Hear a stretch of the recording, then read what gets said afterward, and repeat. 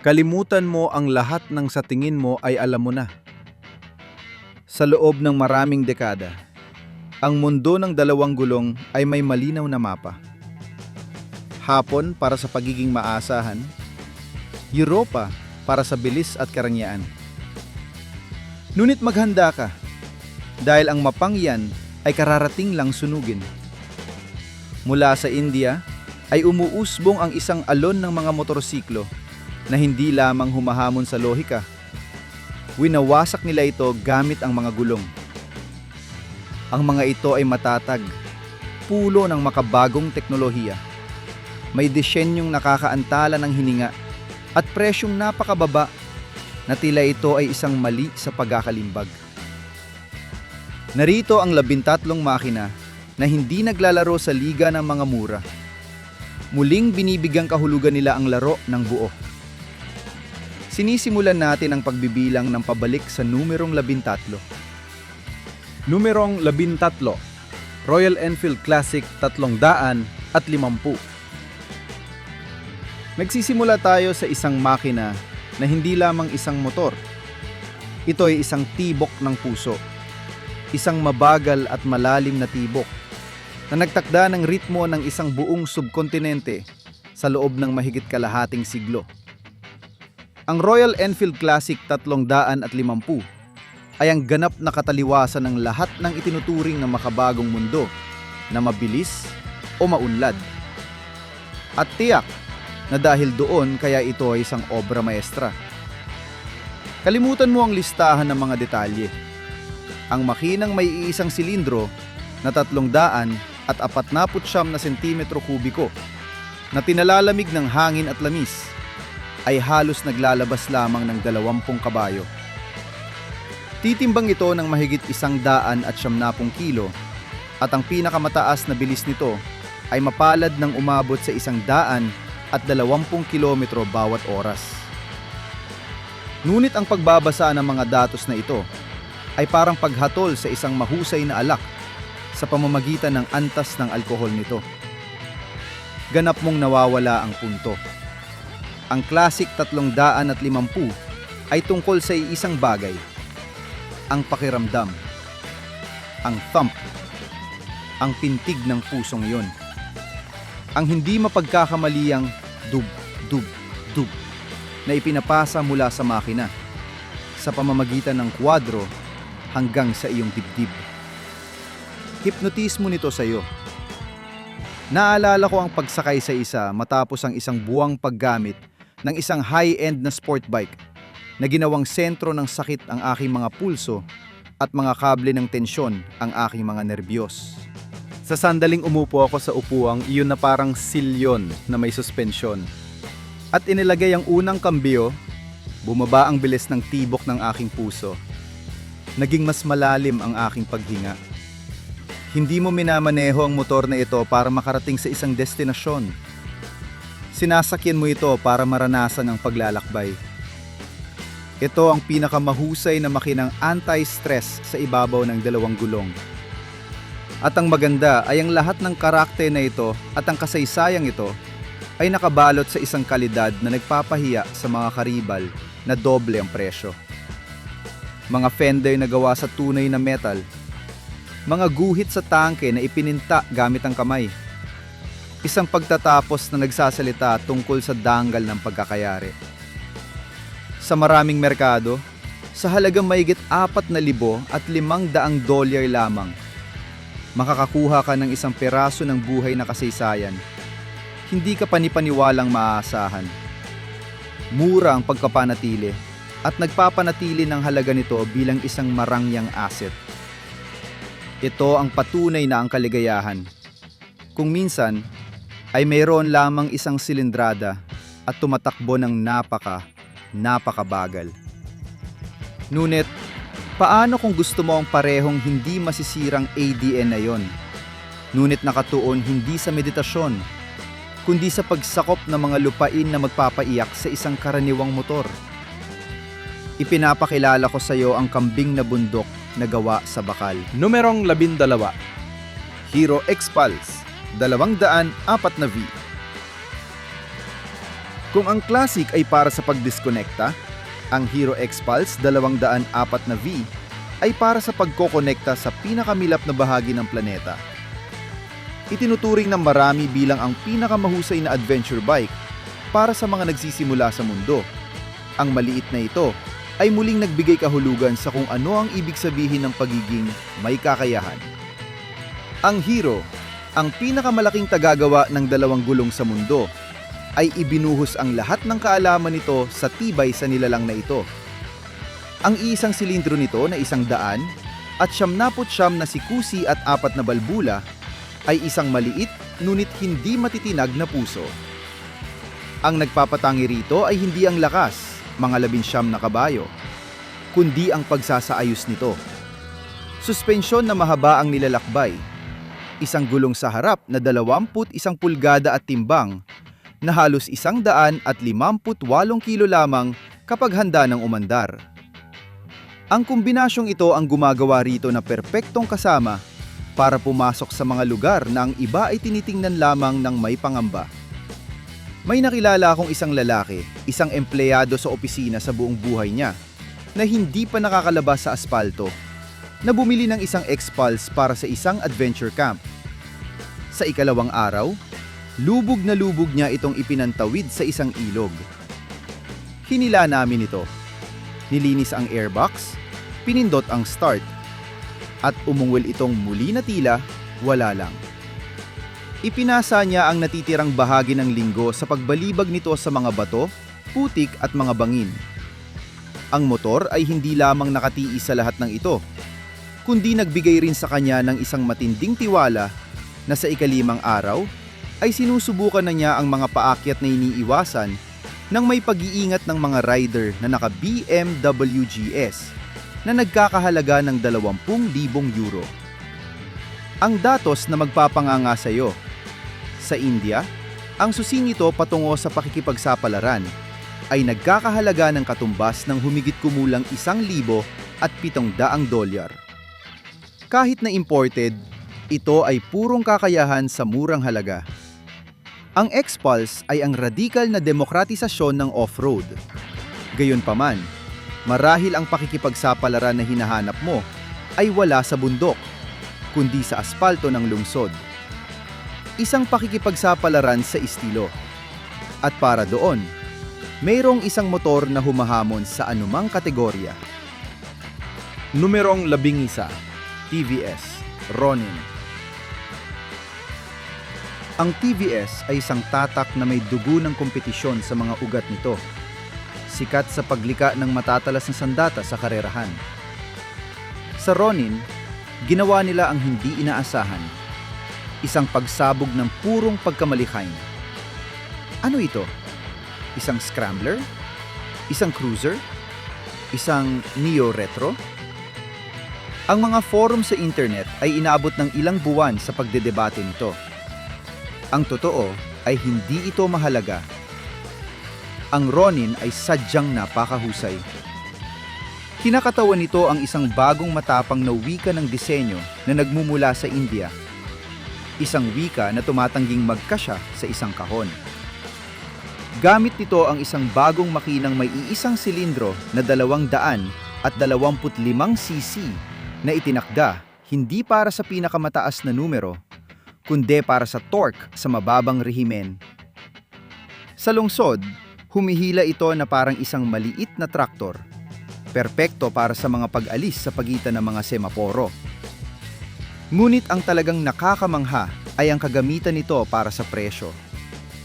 Mga baligtad na fork na may kulay gintong anodized. Isang kumpol ng mga digital na instrumento na wala sa gitna na tila isang piyesa ng personalisasyon. Tahimik na pag-andar sa pamamagitan ng push button na nag-aalis ng ingay ng murang starter motor. Konektibidad para sa smartphone na may nabigasyon sa dashboard. Uupo ka rito at makakaramdam ng isang tunay na premium na produkto. Ang pintura ay malalim. Ang mga detalye ay nagniningning. Ito ay maliksi. Hindi ka panipaniwalang madaling imaneho at ginagawa nitong mapatitig ang mga tao sa mga semaporo. Sinusubukang alamin kung ano ba ang bagay na yon na may ilaw sa araw na hugisti na mukhang isang galit na Cyclops. Ang pinakakagulat-gulat, nagkakahalaga ito ng humigit kumulang $2,300. Bumibili ka ng isang magnet ng mga tingin na puno ng teknolohiya sa presyo ng isang gamit ng trail bike. At pagsasalita tungkol sa mga magnet ng mga tingin, paano kung ang gusto mo ay purong pag-uugali ng custom garage, ngunit may garantiyang galing sa pabrika? Numerong 10. Jawa, 42 bobber.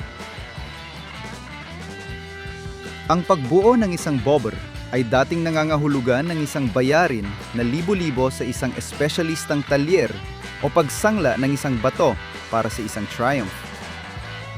Ang Jawa, isang maalamat na tatak mula sa Czech na muling isinilang sa India, ay muling binago ang mga patakaran. Ang 42 bobber ay ang tanging factory bobber na maaari mong bilhin sa isang limitadong budget. At ito ay, nang walang pag-aalinlangan, isa sa pinakamagandang motor sa listahang ito. Kalimutan ang mga numero ng likidong iisang silindro nito na 334 na cc at 29 na kabayo. Tingnan mo ito. Meron itong naia-adjust na lumulutang na upuan, pinutol na mga fender, mga tambucho na pinutol ng pahilis, at mga salamin sa dulo ng manibela. Mukha itong natatanging likha mula sa isang butik na talyer.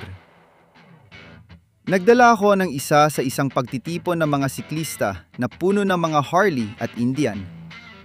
Inasahan ko na babaliwalain nila ako. Sa halip, pinalibutan nila ako. Isang lalaki na nagbayad ng $30,000 para sa kanyang custom ang nagtanong sa akin, "Sino ang gumawa sa iyo ng motor na yan para sa iyong sukat?" Nang sabihin ko sa kanya na ito ay isang motor na serye mula sa India na nagkakahalaga ng mas mababa kaysa sa kanyang sistema ng tambucho, ang kanyang panga ay literal na nalaglag. Nakukuha nito ang diwa ng pagiging cool ng perpekto, nang walang tag ng presyo na nakakabasag ng likod. Sa halagang mga $2,750, makakakuha ka ng isang nagwagi sa mga patimpalak ng kagandahan na sapat na maasahan para sa araw-araw. Ngunit marahil ang purong estilo ay hindi sapat. Marahil ang hinahangad mo ay isang pagdaloy ng purong adrenaline, ang dumarating lamang kasama ng lakas. Numerong 9. Bajaj Pulsar NS 160/RS 200. Bago makarating sa panghuling halimaw, nararapat lamang na kilalanin ang tinagmulan na lumika nito. Ang pamilyang Pulsar ng Bajaj ay ang gulugod ng abot-kayang sports bike sa India. Para sa listahang ito, itinatampok namin ang NS 160 o ang RS 200. Ang mga nakababatang kapatid na nagturo sa isang henerasyon na mahalin ang mga kurbada. Ang mga ito ay hindi mga motor na may pagpapanggap na pinakamabilis. Sila ay mga dalubhasa sa pag-aalok ng pinakamalaking kasiyahan bawat trupya. Gamit ang kanilang matitigas na perimeter chassis, ang kanilang mga makinang may 4 na balbula, at ang kanilang mga sports na pagsasaayos, ngunit madaling kontrolin, sila ang perpektong lugar ng pagsasanay. Ang posisyon sa pagmamaneho ay nakatuon, ngunit hindi mapagpahirap. Ang paghawak ay madaling mahulaan at kasiyasiya. At ang tunog ng tambutso ay humihikayat sa iyo na hanapin ang pulang linya. Sa mga siksik na lungsod o mga kalsadang sekundarya, mas masaya sila kaysa sa mga motor na may triple ang lakas. Dahil maaari mo silang sagarin nang hindi nararamdaman na nilalaro mo ang iyong buhay. Ang RS 200, partikular na, kasama ang buong fairing nito at ang 24 na kabayo nito, ay naging reyna sa loob ng maraming taon ng entry-level na sports bike na nagpapatunay na ang pananabik ay hindi kailangang magkakahalaga ng isang kapalaran. Sila ang paalala na kung minsan, ang pinakamahusay ay hindi ang pagkakaroon ng lahat ng lakas sa mundo, kundi ang pagkakaroon ng ganap na kontrol sa kung ano ang mayroon ka. At sila ang perpektong paunang salita para sa halimaw na darating sa dakong huli. Ngunit kung ang hilig mo ay isang mas malayang estilo, isang motor na pinagsasama ang ugaling urban na iyon sa isang ugnay ng rebeldeng lupa, mayroong isang pangalan na naglalagom nito ng perpekto. Numerong 8, Royal Enfield Scram 411. Lahat ay kilala ang Himalayan, ang pandaigdigang malalakbay. Isipin mo ang Scram 411 bilang kanyang rebelding pinsan mula sa lungsod. Ito ang Himalaya na nag-alis ng helmet pang-adventure, nagsuot ng jacket na balat at nagpunta sa park para mag-skateboard.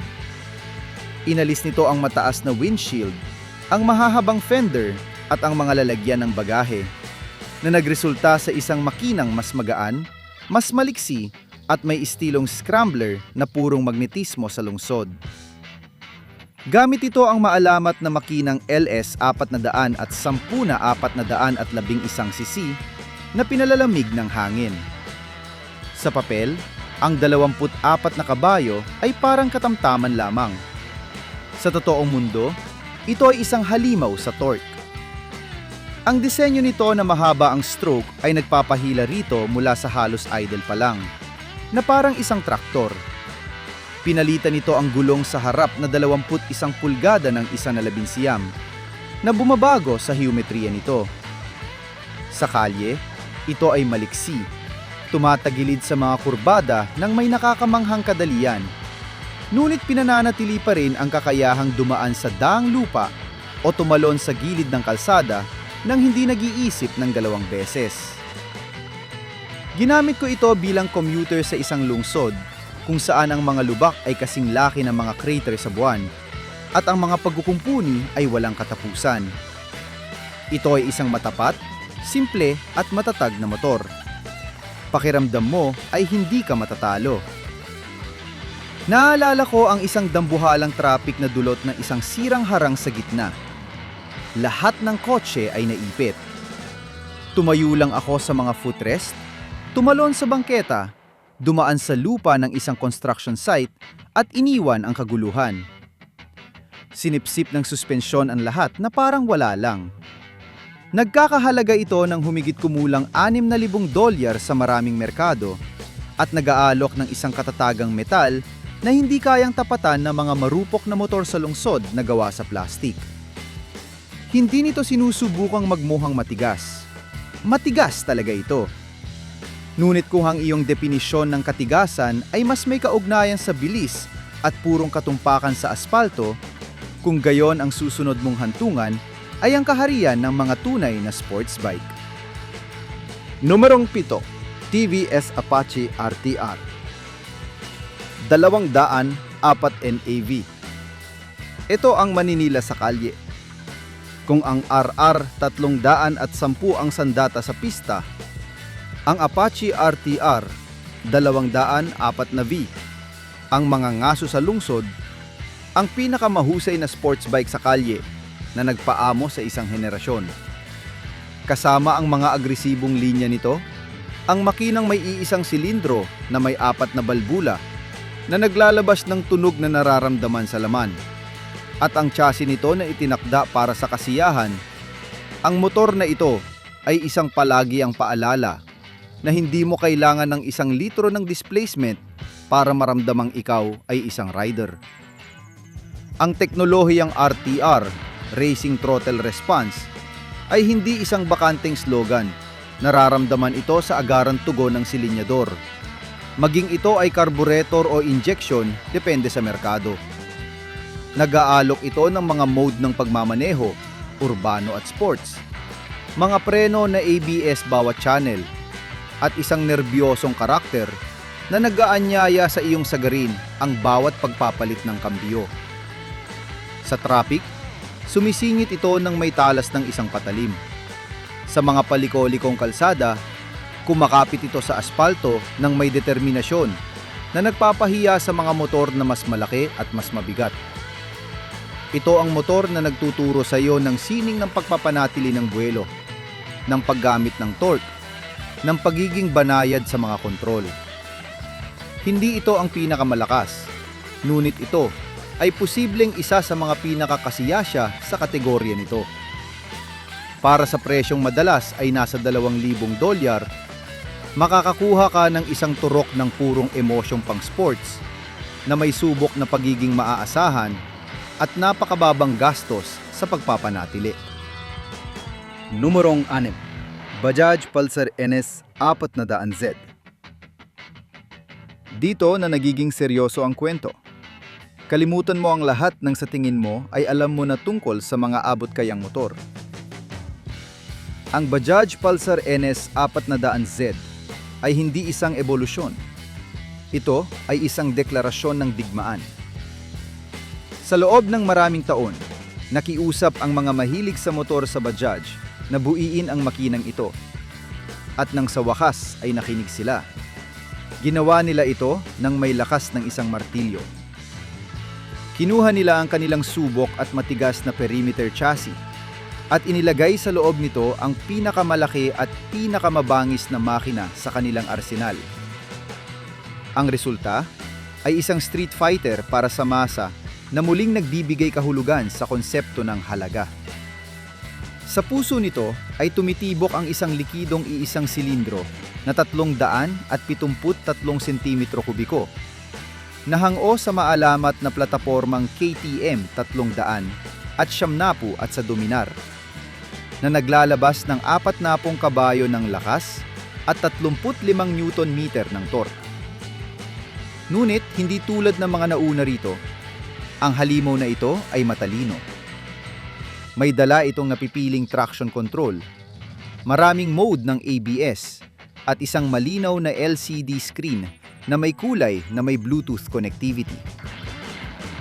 Ang disenyo nito ay agresibo, matalas, at ganap na mapanghamon.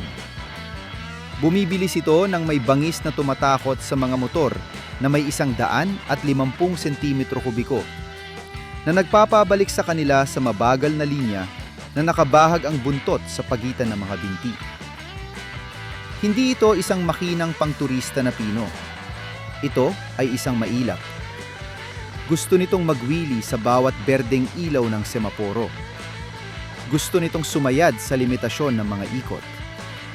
Ito ay purong adrenaline na makukuha sa barya-barya lamang literal. Sa India, inilunsad ito sa panimulang presyo na humigit kumulang $2,300.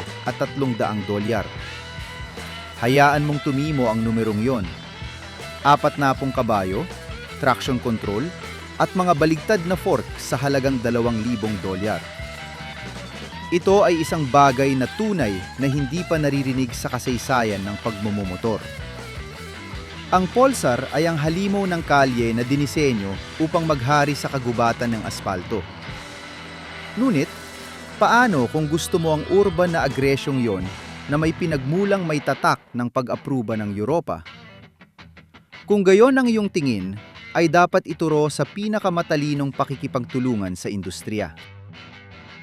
Numerong 5. TVS Apache RR310. Ito ang motor na nagpatahimik sa mga mapunahin. Ang nagpatunay ng walang alinlangan na ang Imbya ay hindi lamang kayang bumuo ng isang sport bike, kundi kaya nitong gumawa ng isa na kakaribal sa mga Europeo sa sarili nilang laro. Sa katunayan, sa technical na aspeto, ito ay isang motor na Europeo sa ilalim ng balat nito. Ang TVS ang gumagawa ng BMW G 310R para sa dambuhalang Aleman. At ang Apache RR310 ay ang sarili nilang bersyon na may buong fairing mula sa parehong platapormang iyon. Gamit nito ang isang baligtad na likidong iisang silindro na 312 cm3 na naglalabas ng 34 na kabayo. Ngunit ang mga kredensyal dito ang nakaka-impress. ride-by-wire na silinyador, 4 na mode ng pagmamaneho, at isang patayong TFT na kumpol ng mga instrumento na mukhang isang high-end na smartphone. Napiloto ko na ang bersyong BMW at ang TVS nang magkasunod sa isang araw sa pista. Ang TVS, sa hindi ka panipaniwalang paraan, ay tila mas kumpleto ang kagamitan. Ang mga gulong na Michelin Road 5 ay kumakapit na parang pandikit. Ang aerodynamics nito ay gumagana at pinuputol ang hangin ng may hindi inaasahang kagandahan. Ito ay isang sandata na may kakayahan para sa sirkito na maaari mong ipasok sa trabaho araw-araw. Pakiramdam nito ay matalas, tumpak at hindi ka panipaniwalang moderno. At ang lahat ng ito ay may presyong katumbas ng humigit kumulang $3,500. Nakakakuha ka ng inhenyeryang Aleman sa presyong India na nakabalot sa isang fairing na maaaring mapagkamalang sa isang Ducati. Ito ang perpektong tuntungan patungo sa mundo ng mga sports bike nang walang labis na kompromiso o eksorbitanteng gastos. Ngunit marahil ang iyong landas ay hindi patungo sa sirkito, kundi sa bukas na kalsada na may ugnay ng pag-uugaling hilagang Amerikano. Numerong 4. Hero Maverick 400 at 400. Ang Hero, ang pinakamalaking tagagawa sa mundo, na kilala sa kanilang maliliit na commuter, ay nagpasyang pumasok sa teritoryo ng mga malalaking motor sa pamamagitan ng isang master stroke, isang direktang pakikipagtulungan sa Harley-Davidson. Ang Maverick 400 at 400 ay kabahagi sa plataporma ng Harley-Davidson X 400 at 400. Ngunit may natatanging ugnay ng Hero. Gumagamit ito ng isang silindro na 400 at 40 sentimetro kubiko na pinalalamig ng hangin at langis na naglalabas ng 27 kabayo at isang susing numero. 36 na Newton meter ng torque. Ang lahat ay nasa tulak sa mababang revolusyon. Ang disenyong Neo Retro Roadster nito, na may maskuladong tangke, ay nagpaparating ng pakiramdam ng sustansya. Ang makinang ito ay isang hiyas ng kapinuhan. Higit sa katangi-tanging thump ng mga Royal Enfield, ang Maverick ay dumudulas. Humihila ito ng malinis mula sa 2,000 revolusyon na nararamdamang matibay at nakatanim na parang isang roadster na Amerikano, ngunit wala ang nakakatakot na bigat na madalas kasama ng mga ito. Ito ay madaling gamitin para sa mga nagsisimula, ngunit may sapat na karakter para libangin ang mga bihasang piloto. Ibinebenta ito sa katumbas ng humigit kumulang $2,400. Ito ay maraming metal, maraming presensya, at maraming inhenyerya para sa pera.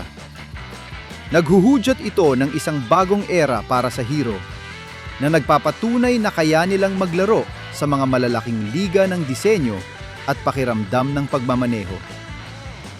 Gayunpaman, kung ang talagang hinahangad mo ay ubusin ang mga kilometro ng highway ng may hindi matitinag na katatagan, mayroong isang pangalan na naghari sa sining na iyon sa India. Numerong 3. Bajaj Dominar 400. Tinatawag ito ng Bajaj na isang power cruiser. Dinisenyo ito ng may malinaw na layunin, manghuli ng mga Royal Enfield sa highway. At ginagawa nito ito ng may purong lakas. Ito ang ganap na punong barko ng linya ng Bajaj. Gumagamit ito ng parehong matatag na likidong iisang silindro na 373 cm3 gaya ng NS 400Z na dito ay itinakda para sa 39 na kabayo. Ito ay mabigat. May bigat na humigit kumulang 181 kilo. Ngunit ang bigat na yon ay nagsasalin sa isang katatagang parang bato sa mga salungat na hangin. Ang panlikod na braso nito na gawa sa pinunong bakal at ang mga baligtad na fork nito ay makakapal at maaasahan.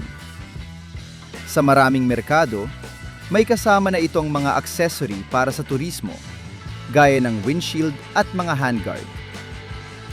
Ginamit ko ang isang Dominar para sa isang paglalakbay sa kalsada na halos 1,000 kilometro sa baybayin. Karaniwan, sa iisang silindro, ang iyong mga kamay ay namamanhid matapos ang 1 oras dahil sa panghinginig. Sa Dominar, pakiramdam ko ay presko ako. Nanatili ito sa 130 kilometro bawat oras sa buong araw nang hindi pinupuwersa ang makina. Sinusundan nito ang isang tuwid na linya na parang isang pana. Ito ay isang dedikadong makinang pangturismo na mas mura kaysa sa isang set ng mga maleta para sa isang malaking BMW GS. Sa presyong katumbas ng humigit kumulang $2,800, ito ang hari ng highway para sa mga manlalakbay na may limitadong budget na inuunang bilis at katatagan kaysa sa retro na alindog. At pagsasalita tungkol sa alindog, papasok na tayo ngayon sa teritoryo ng tunay na iconic at ng matapang na makabago. Numerong 2, Royal Enfield Himalayan 450. Ito ang motor na nagpabago sa lahat. Ang orihinal na Himalayan ay kaibig-ibig, ngunit mabagal at mabigat. Ang bagong 450 ay isang lehitimong pandaigdigang katunggali. Ito ay isang Sherpa na kayang tumakbo kasabay ng mga pinakamabilis na adventure bike sa kategorya nito. Ipinapakilala nito ang isang ganap na bagong makina, ang Sherpa 452. Ang kauna-unahang makinang pinalalamig ng likido ng Royal Enfield. Naglalabas ito ng 40 kabayo at may kasamang ride-by-wire na silinyador, nabigasyon ng Google Maps na direktang nakatuon sa bilog na TFT na kumpol nito at isang suspensyong Showa na sadyang napakahusay. Piniloto ko ang motor na ito sa tunay na Himalaya hanggang sa mahigit 5,000 metro sa ibabaw ng antas ng dagat. Ang hangin ay napakanipis na halos hindi ako makahinga, ngunit ang motor ay walang pakialam. Ang electronic injection ay nag-adjust ng perpekto. Sinisipsip ng suspensyon ang mga batong kasing laki ng pakwan. Ito ay isang tunay na makina para pumunta sa kahit saan. Nararamdamang matatag, may kakayahan at sa wakas, may sapat na lakas para bumagtas sa 140 kilometro bawat oras sa highway nang hindi nararamdamang sasabog ito. Nagkakahalaga ito ng $5,700 at $99 sa Estados Unidos. Para sa isang adventure bike na ganap na may kakayahang tumawid ng mga kontinente, yan ang pinakamalaking pagkakataon ng dekada. Ito ang patunay na ang Royal Enfield ay hindi na nabubuhay sa nakaraan. Itinatayo nito ang hinaharap ng abot-kayang pakikipagsapalaran. At ito ang nagdadala sa ating sa dulo, sa numerong 1. Ngunit walang iisang nagwagi. Dahil ang India ngayon ay nag-aalok sa atin ng 2 hinaharap na kapwa kapansin-pansin. Numerong 1, Royal Enfield Shotgun 600 at 50 laban sa Ultraviolet F, 77 Max 2. Nakarating na tayo sa tuktok at sa halip na isang Corona, mayroong isang salamin na nagpapakita ng 2 radikal na magkaibang landas patungo sa kahusayan. Ikaw ang magpapasya kung alin ang tunay na numerong 1. Option A, ang kaluluwang gawa sa metal, Royal Enfield Shotgun 650. Ito ay posibleng ang pinaka-cool na motor na ginawa ng Royal Enfield kailanman at isa sa mga pinaka-cool na maaari mong bilhin sa halagang mas mababa sa $10,000 tuldok. Binuo sa subok at hindi tinatabla ng bala na plataporma ng bicylindric na 650, ang shotgun ay isang factory bobber na tila direktang lumabas mula sa isang butik na talyer sa Los Angeles. Winawasak nito ang hulma ng inaasahan natin mula sa isang tagagawang taga-India. Ang makinang bicylindric parallel na 648 cm kubiko nito, kasama ang pagkakasunod-sunod ng pagsiklab na 270 degree, ay umuungol na parang isang V-twin, ngunit humihinga na parang isang sports bike. Ang tunay na kamangha-mangha ay ang modular na subframe nito. Gusto mo ba ng isang bobber na may iisang upuan? O mas gusto mo ang isang cruiser para sa dalawa? O isang pangturismo na may mga alforja? Sa pamamagitan lamang ng pag-alis ng 4 na bolt, ang shotgun ay nagbabago. Ito ay 3 motor sa isa. Ito ay purong estilo, ugali, at isang pagkakayari na nakikipagkumpetensya sa mga Triumph at Harley na nagkakahalaga ng doble. Ito ang tagumpay ng walang panahong disenyo at matalinong personalisasyon.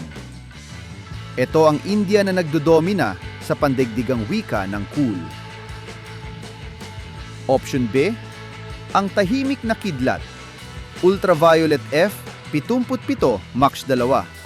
Habang ang mundo ay bumubuo ng mga nakakabagot na electric scooter, isang kumpanya mula sa Bangalore ang bumuo ng isang fighter jet.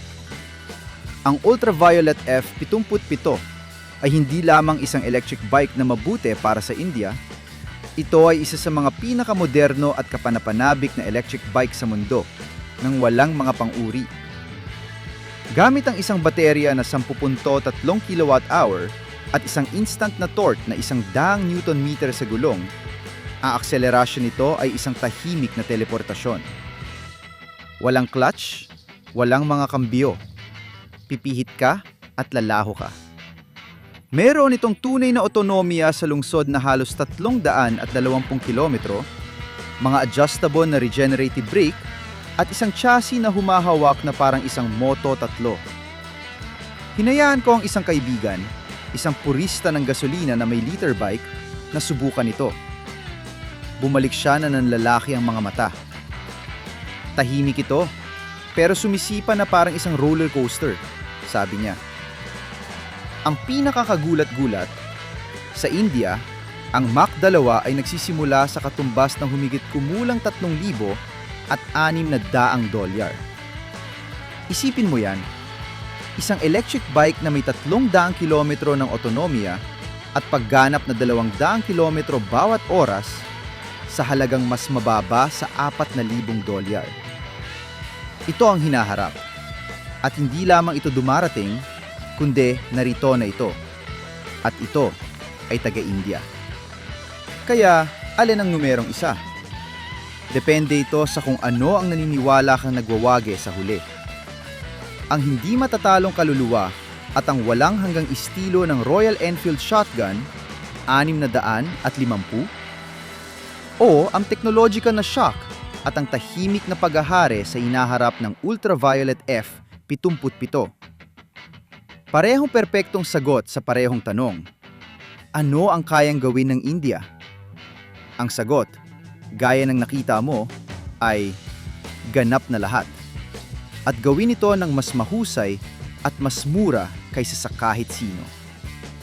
At sa pagpipiliang ito sa pagitan ng purong kaluluwa at matahimik na katalinuhan, tinatapos natin ang paglalakbay na ito sa 18 motorsiklo na muling nagbibigay kahulugan sa kung ano ang ibig sabihin ng pagsakay ng may kapanahunan at karunungan.